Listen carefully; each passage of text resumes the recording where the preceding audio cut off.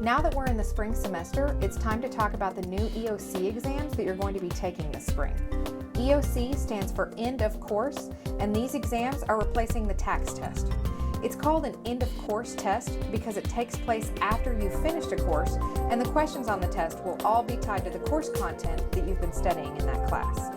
In the past, the high school 11th grade TAKS tests had questions that ranged across several different courses.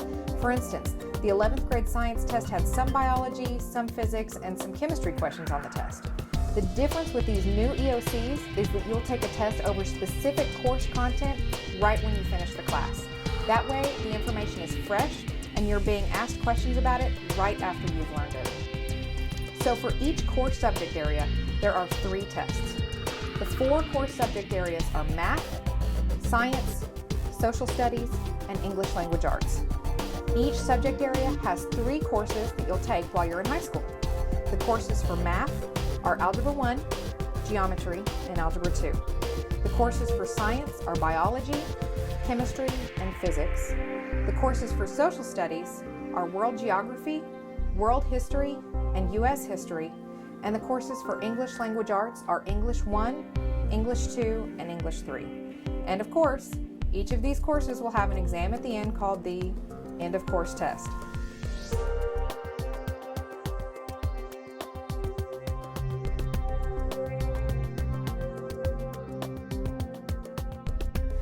One small change this year will be the names for the different levels of scoring. In the past, a high score on the TAKS test was called commended.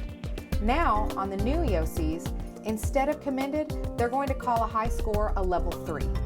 Also, you may remember that on the TAKS test, we used to say that if you passed, you met standard. On the EOCs, passing, or meeting standard, will be called level 2. And finally, any score that is below the passing rate will be called level 1. So again, high score used to be commended, now level 3. Passing score used to be met standard, now level 2. And a score that's below the passing rate will be a level 1 score.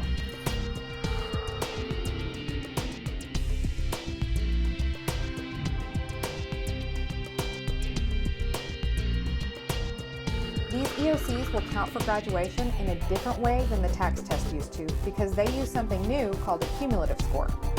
Cumulative means increasing or growing by adding on, and you're going to need to achieve a cumulative score in each core subject area. So let's take a moment and talk about exactly how the cumulative score works. We'll use the subject area of science as an example. Each of the 3 science tests will have a passing rate. You may remember that the passing rate for the TAKS test was 2100, and to get commended, you had to get 2400. We don't yet know what the passing rate will be for the EOCs, but we do know that it will be in the thousands, just like the TAKS test was. So for today, I'm going to describe this test like it's on a 100-point scale, just to help me explain it a little bit more easily. Now, on a 100-point scale, if you answered 100% of the questions correctly, you would get a 100 on the test. Let's say that in order to get commended or a level 3 score, you need to get a 90 on the test. And let's say that the passing rate, or level 2, is 70%. So in order to pass a science EOC, you have to get at least a 70. That means a 70 on your biology EOC, a 70 on your chemistry EOC, and a 70 on your physics EOC. The way cumulative score works is that you have to achieve the passing rate, which is 70, times the number of tests that you take, which is 3, in order to graduate.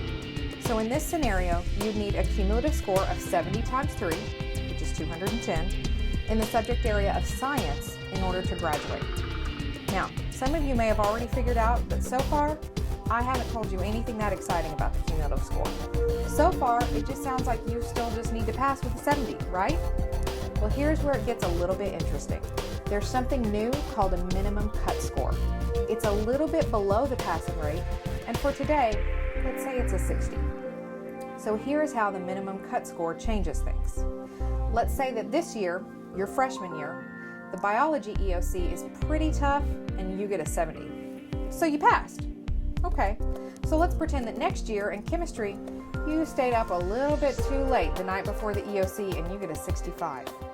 Even though that's not a passing score, even though that's a level 1 score, you can still count that score towards your cumulative total because it's above the minimum cut score. So what will you have to get on the physics test in your junior year in order to meet the required cumulative total of 210? Let's think back. Biology, you got a 70. Chemistry, you got a 65. I'm guessing some of you did the math pretty fast and came up with 75. So you would have to get 5 points higher than the passing rate on the physics test in order to make up for what happened on the chemistry test. Here is the benefit of the cumulative score. It's designed to give you a little bit of a cushion in case you have a subject area test that you really struggle with. Sometimes it happens. But the same thing that makes it helpful also makes it a little bit scary because you have to make sure that you're not going to end up needing to perform really well on an even harder test. Now, I just want to let you know, if a score is below the minimum cut score, if it's below that 60 that we talked about earlier on a 100-point scale, it cannot count towards your cumulative total. So, using the 100-point scale that we talked about earlier, if you score below a 60, that test does not even count at all. Now, as you go through high school and you take these EOC tests, it's really important that you're focused on achieving the highest cumulative scores you can get so that you don't have any worries about graduation or college acceptance. Remember, across the state of Texas, all of the class of 2015, that's you, are taking these tests and working on getting high cumulative scores. In 3 years, colleges and universities will be looking at all of these applications from Texas students and comparing, among other things, your cumulative scores.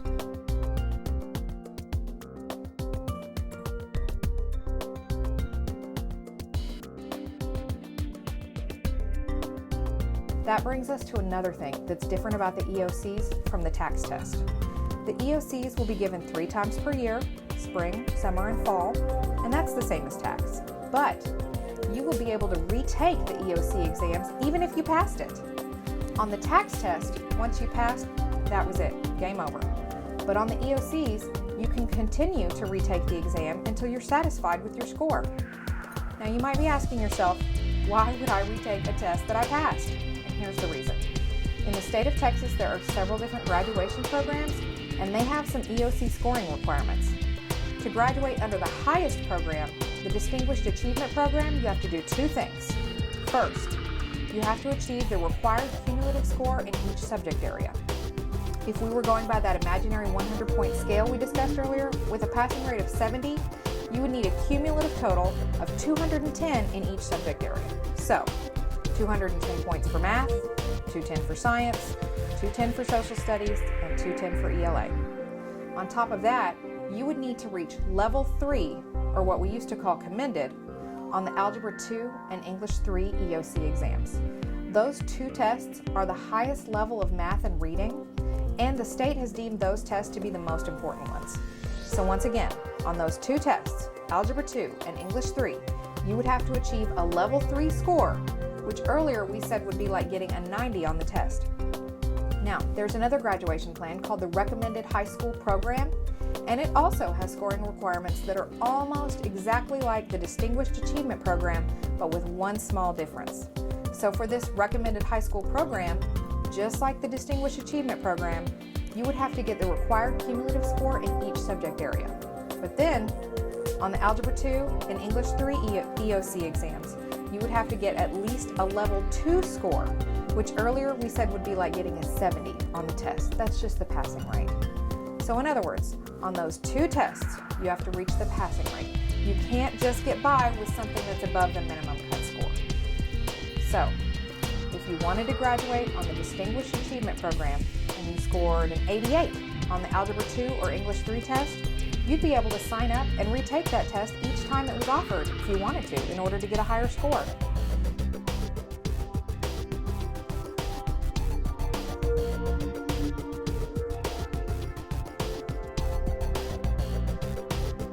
By now, I'm sure lots of you have started wondering about the EOC exams for courses that you've already taken. What about courses you already finished in the fall semester? Or what if you took one of those courses like Algebra 1 while you were in middle school? We do have an answer for you, and this answer only applies to this group of 9th graders, you, the class of 2015, because you are the first group of students to take this test. For any course that you took prior to 2012. In other words, any courses that you completed in the fall or in middle school. The grade that you get for those courses will only be applied to your cumulative total if it is a passing score or higher. In other words, it cannot hurt you, it can only help you. This is a policy that was put in place by the Texas Education Agency, and the reason they put it in place is because it would be unfair to you if a test counted against you for graduation when you may have been out of the course for months. So let's talk about some examples.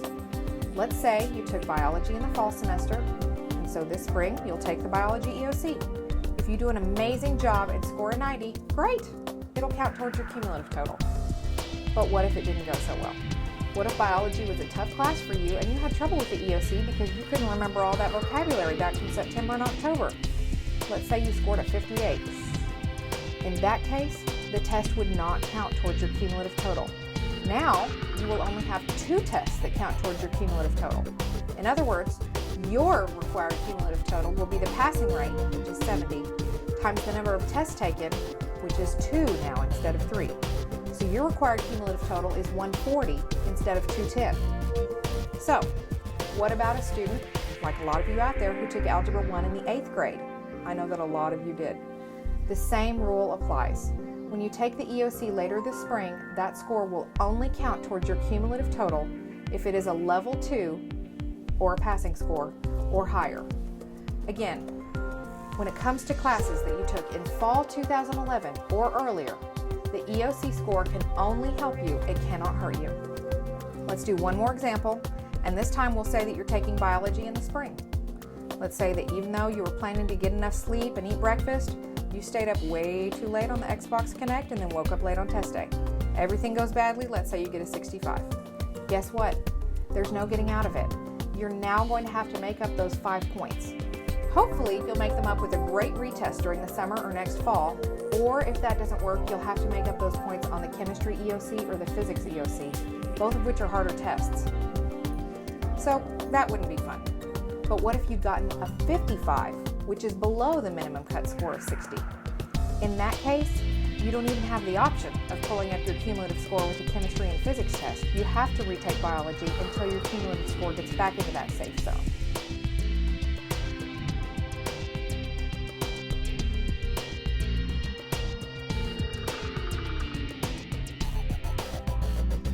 So let's talk about how many of these tests you'll be taking this spring. Most freshmen will take 4 EOC tests: Algebra 1, Biology, World Geography, and English 1. There are some freshmen who will take more than 4 EOC tests. If you took Algebra 1 in the 8th grade and Geometry this year, then you're going to take 5 tests: Algebra 1, Geometry, Biology, World Geography, and English 1. For students who are in Algebra 2, that's actually going to be your only math EOC. So your tests are going to be Algebra 2, Biology, World Geography, and English 1. But for lots of freshmen, it will just be the 4 tests, just like you took last spring with TAKS. Do you remember how the TAKS test days were really long last year? That is one thing that will be different this year. The EOC exams have a 4-hour time limit, something you never had with TAKS. The TAKS test was designed to be an untimed test. You had unlimited hours, but the makers of the EOC test have designed it to only take about 2 hours. Now, you still get the whole 4 hours if you need them, but because this test was designed differently than TAKS, we're hoping that it will be a less stressful testing day for you than it was in the past. Another change this year is that the English EOCs will take place over 2 days, splitting up the writing test and the reading test. In the past, the 11th grade ELA TAKS test did all of that combined on one day. Now, on the English 1, 2, and 3 EOCs, you'll be able to go home and get some rest and clear your head between the writing section and the reading section. You should also know that on the 11th grade ELA TAKS test, there used to be 2 scores for the reading and writing that were combined. And if your combined score was below passing, you had to retake both tests, even if you did great on one part. That's something else that will be different for you. On the English 1, 2, and 3 EOCs, if you happen to score badly on one section but do well on another, you only have to retest on the portion of the test that you need. In other words, if you do really well in the reading section, but score a level 1 or below on the writing section, you only have to retest on the writing section, not on both. So now you know what you need to do on these tests in order to graduate. You know about the testing time limit, and you know about the English EOCs being in 2 different parts on 2 different days.